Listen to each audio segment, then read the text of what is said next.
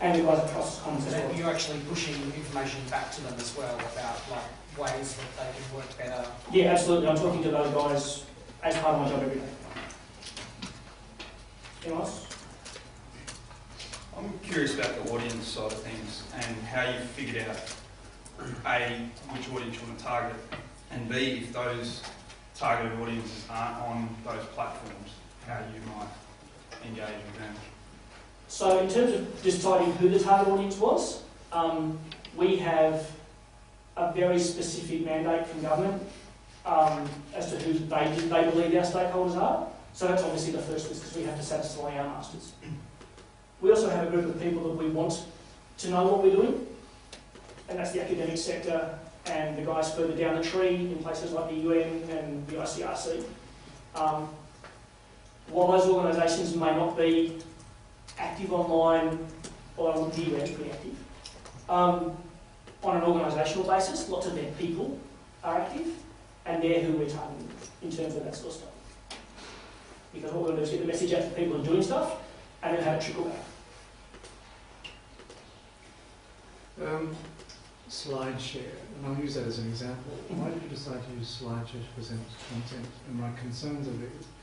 One is, like many social media sites, it requires a user to sign up and submit themselves to the terms and conditions of that site. And terms and conditions, as we know, are an ever-shifting concern.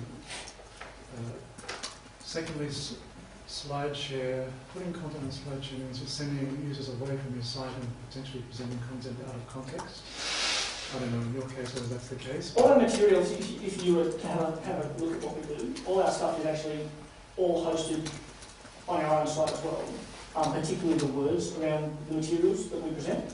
But in terms of SlideShare being somewhere we can put stuff that has the infrastructure to host our materials easily for us, that's what that choice was. And in terms of risk, in terms of things like moving terms and conditions, we decided that was such a low risk in terms of getting what is unclassified material from presentations out on the web that it was a relatively easy task.